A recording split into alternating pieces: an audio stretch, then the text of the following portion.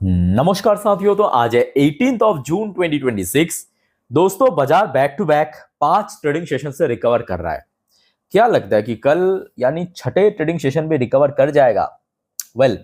बहुत सारे दोस्तों शेयर मार्केट से रिलेटेड अपडेट्स हैं। चलिए एक एक करके एक्सप्लेन करता हूं। तो रिक्वेस्ट करूंगा आप सभी को, प्लीज वीडियो को बिना स्किप के पूरा अंत तक जरूर देखना, और खास करके इस वीडियो की आखिरी 3-4 मिनट पे जब हम मार्केट को एक्सप्लेन करेंगे, चर्चाएं करेंगे कि कल मोस्ट प्रोबेबली मार्केट किस तरह मूव करेगा, निफ्टी बैंक निफ्टी की कहां पे रेजिस्टेंस है, कहां पे सपोर्ट लेवल है, उस पार्ट को तो कतई मिस मत करना। ओके, तो आइए सर सबसे पहले चेकआउट करते हैं कि आज हमारे मार्केट एनालिस्ट दोस्त ने क्या कहा। देखिए, आज इस टॉपिक को कवर किया LKP सिक्योरिटीज की तरफ से एक एनालिस्ट ने। अब क्योंकि back to back 5 trading session market recover किया, आज भी रिकवर किया, तो सबसे पहले देखिए इन्होंने एक रेंज मेंशन किया, 23,800 से लेके 24,200 की रेंज। चलो बढ़िया।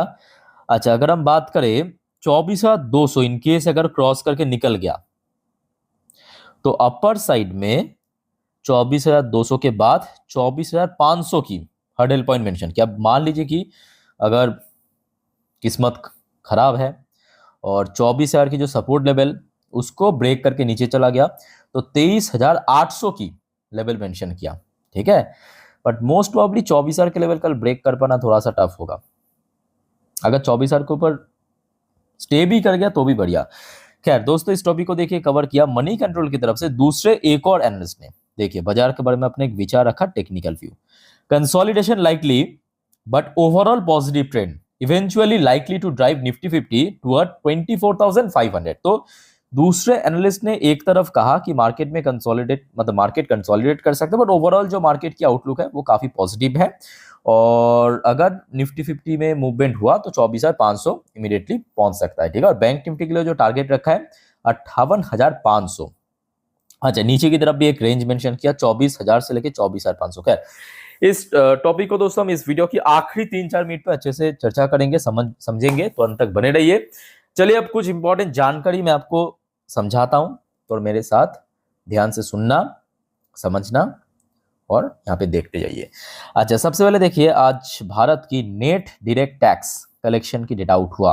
अभी जून महीना चल रहा है, तो ऑब्वियसली बात है कि इस बार मतलब जितने भी लोग ITR फाइल करते हैं तो वो तो बढ़ेगा ही।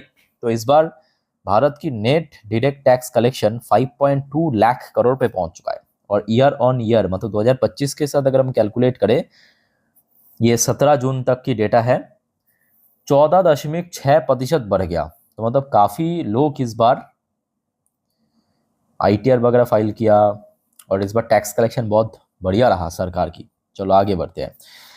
अच्छा, नेक्स्ट देखिए, आपको पता होगा NSE की IPO ऑलरेडी सेबी में ड्राफ्ट पेपर फाइल हो चुका है, और अगले 1.5-2 महीने में लॉन्च हो जाएगा। ठीक है।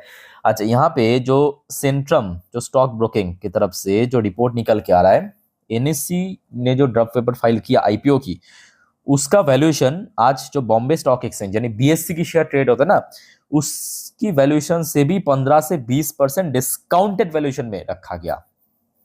ओके, सो लेट्स सी कैसा रिस्पॉन्स होता है।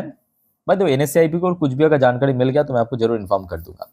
अच्छा दोस्तों, नेक्स्ट एक और रिपोर्ट आ रहा है, आप ध्यान से समझने इस रिपोर्ट की।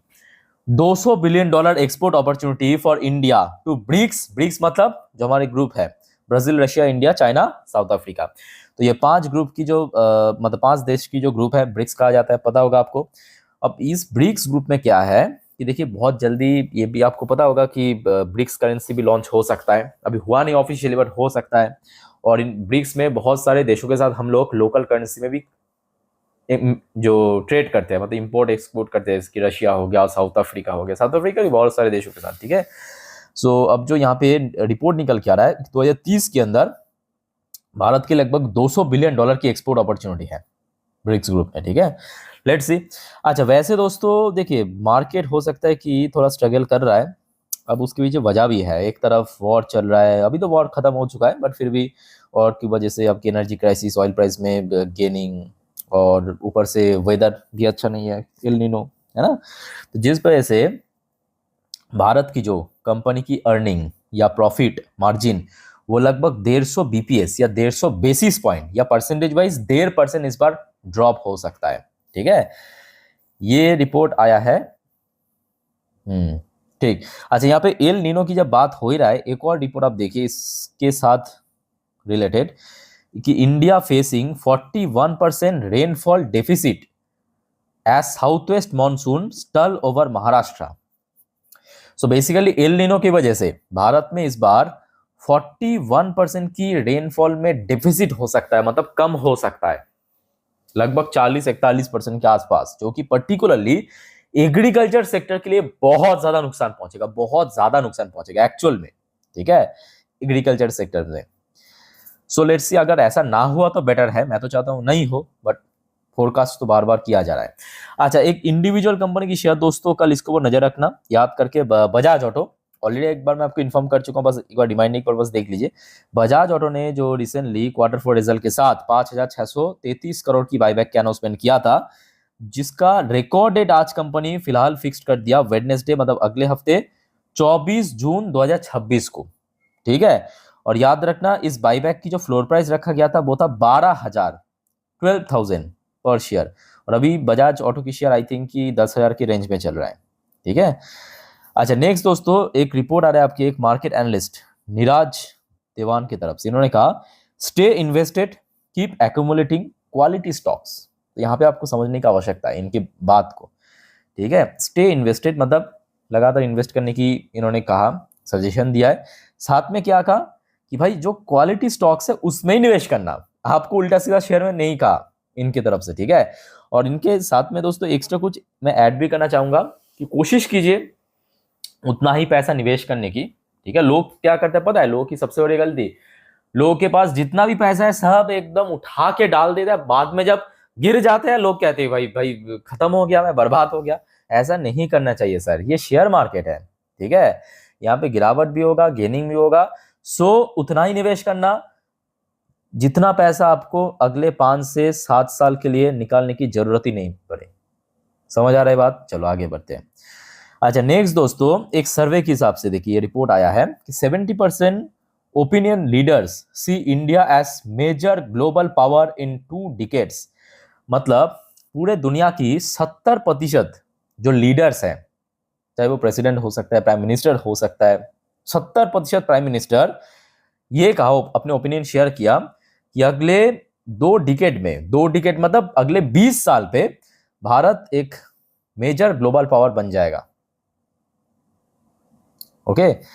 अच्छा, यहाँ पे जब भारत की बात हो रहा है, भारत की प्रधानमंत्री मोदी जी अभी फ्रांस में, आपको पता होगा, मोदी जी ने क्या किया, फ्रांस की जो टॉप सीईओज है, कंपनीज की सीईओज, चीफ एग्जीक्यूटिव ऑफिसर्स, उनके साथ मीटिंग किया है आज की डेट में, और डिस्कस किया है भारत में इन्वेस्टमेंट की और इंडिया एक्सपेंशन प्लान की, मतलब भारत में अपने उन सब कंपनी की जो व्यापार है और ज्यादा एक्सपैंड करने की, व्यापार करने की, ठीक है। तो बेसिकली इन्वेस्टमेंट पर्पस ही इन्होंने ये सब मीटिंग किया है, ताकि भारत में जो फॉरेन इन्वेस्टमेंट आए और ज्यादा बढ़ सके, एफडीआई इन्वेस्टमेंट बढ़ सके, ठीक है।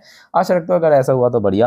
अच्छा चलो दोस्तों, आगे बढ़ते हैं अगले टॉपिक पे, बट जाने से पहले एक छोटा सा रिक्वेस्ट आप सभी को करूंगा, प्लीज पहले आप मेक श्योर कीजिए आपने इस चैनल को ऑलरेडी सब्सक्राइब कर लिया, नहीं किया तो दोस्तों फटाफट करके रख दीजिएगा, शेयर मार्केट, जियोपॉलिटिकल अपडेट सब कुछ सबसे पहले पाने के लिए, ठीक है। और ऑलरेडी देखिए मैं 4 इंपॉर्टेंट टॉपिक और आज वीडियो अपलोड कर चुका, आई होप कि आप लोगों ने देख लिया, नहीं देखा तो प्लीज एक बार जाके चेकआउट करना। ये चारों वीडियो दोस्तों इंपॉर्टेंट है, बहुत बहुत इंपॉर्टेंट है कल मार्केट के लिए, मतलब 19 तारीख मार्केट के लिए, ठीक है, जाके चेकआउट जरूर करना। अच्छा, फिलहाल दोस्तों एक चीज नोट करना, अभी यूएस मार्केट तो ओपन है, चलो बढ़िया। यूएस में लोकल टाइम दोपहर 12:34, डॉ जोन्स भी ठीक ठाक पोजीशन पे ही चल रहा है, ठीक ठाक पोजीशन बोलना भी गलत होगा, एक्चुअली लगभग पीक के आसपास ही है, बहुत नीचे नहीं है, 0.31% ऊपर ही चल रहा है। नैस्डैक कंपोजिट की पोजीशन और भी अच्छा, 1.40% ऊपर। क्रूड ऑयल की प्राइस भी लगभग 2.5% के आसपास नीचे चल रहा है, जो कि इंडियन बहुत सारे सेक्टर्स के लिए काफी बढ़िया। बट गोल्ड की प्राइस एक्चुअली कल रात से नीचे, अभी लगभग 3% नीचे चल रहा है। इसके पीछे सिंपल रीजन है, कल रात में एफएमसी मीटिंग में हो सकता है कि फेडरल रिजर्व की चेयरमैन ने जो पॉलिसी रेट है यूएस की उसको अनचेंज रखा, बट साथ में ये भी ऐड कर दिया कि अगर अगले एफएमसी मीटिंग तक कुछ भी इंप्रूवमेंट नहीं हुआ, मतलब इन्फ्लेशन में, तो हम रेट हाइक करेंगे। तो जिस वजह से क्या होगा, यूएस की जो डॉलर इंडेक्स है, मतलब जो बॉन्ड्स है 10 साल की बॉन्ड डील, वो बढ़ जाएगा, और उसके अगेंस्ट में जो गोल्ड एंड सिल्वर है वो गिर जाएगा, तो जिसका इम्पैक्ट हमें ऑलरेडी देखने को मिल रहा है, सिल्वर 6.5% नीचे। अच्छा, बाकी देखा जाए इंडियन करेंसी की वैल्यूएशन में ऐसा कुछ बहुत बड़ा चेंजेस नहीं हुआ, पिछले चार पांच ट्रेडिंग सेशन से सेम ही चल रहा है। बट यहाँ पे एक गड़बड़ है। गड़बड़ दोस्तों ऑलरेडी आपको मैं पिछले वीडियो में जानकारी दे चुका हूँ, ये वाली वीडियो में आई थिंक कि आपने देखा कि यहाँ पे मेंशन भी किया था कि देखिए कल जबरदस्त पीटने वाले हैं। एक पर्टिकुलर सेक्टर्स की मैं बात वहाँ पे किया था, वो सेक्टर है आईटी सेक्टर।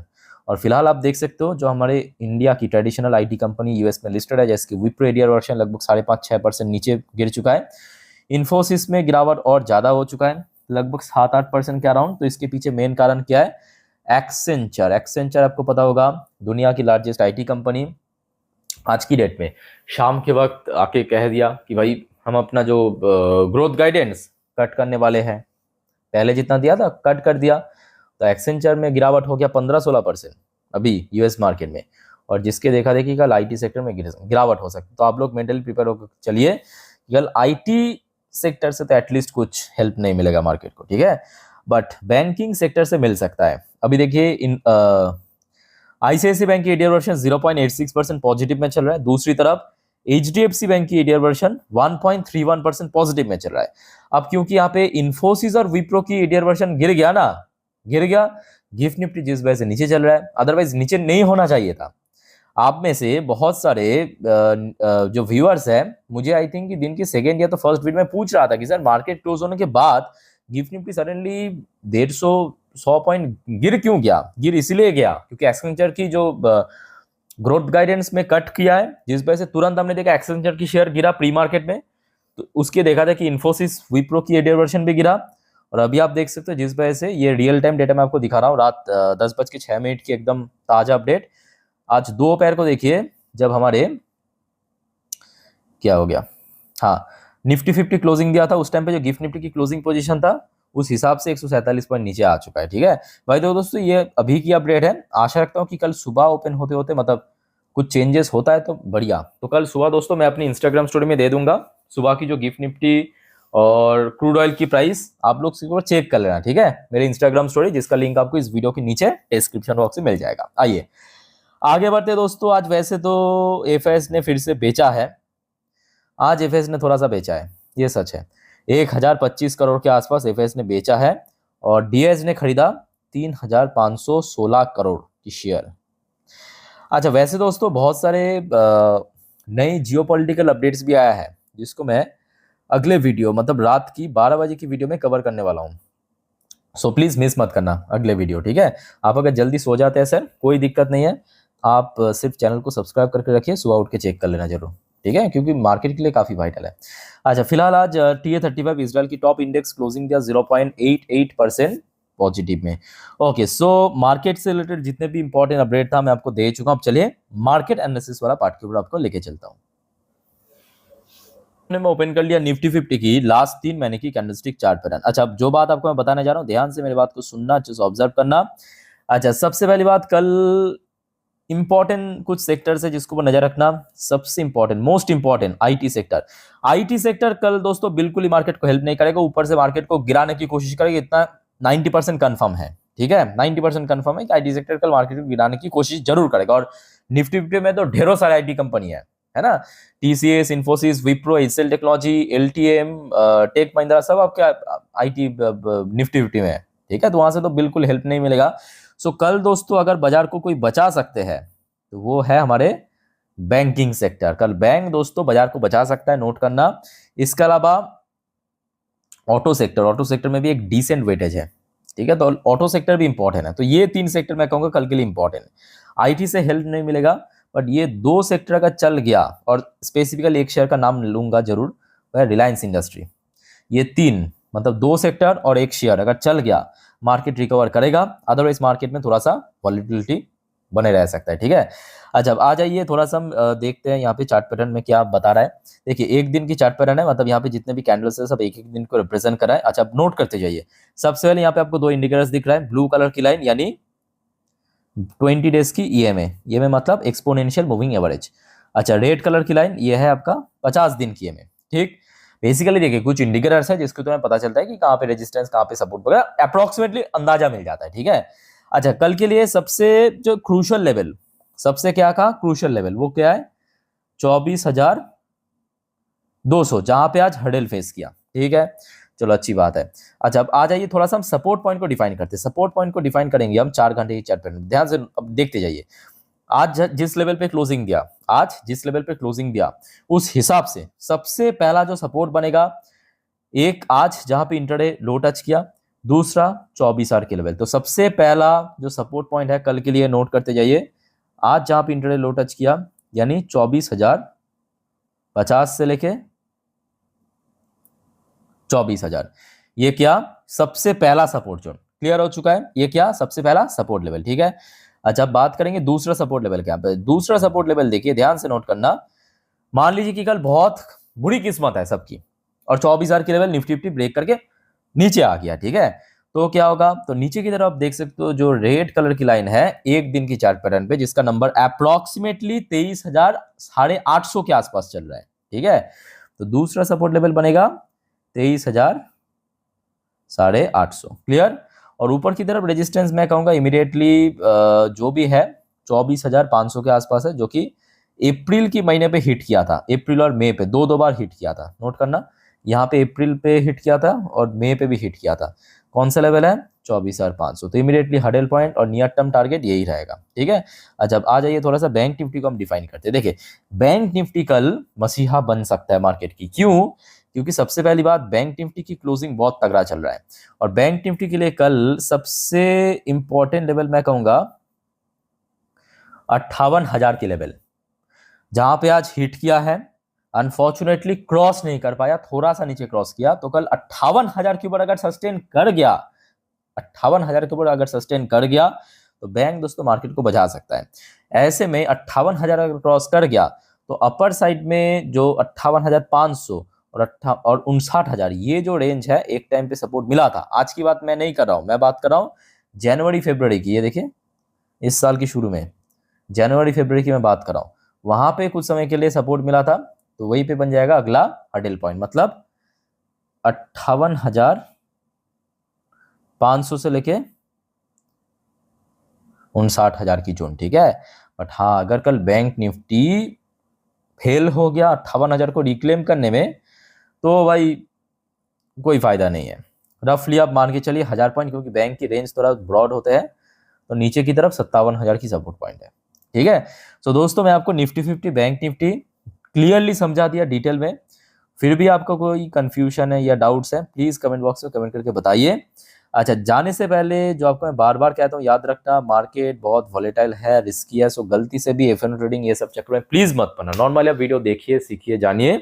कोई कंफ्यूजन है, डाउट्स है तो प्लीज कमेंट करके जरूर बताइएगा। सो इस वीडियो को वाइंड अप करता हूँ, चैनल को सब्सक्राइब करके जरूर रखना। टेक केयर, बाय बाय, जय हिंद।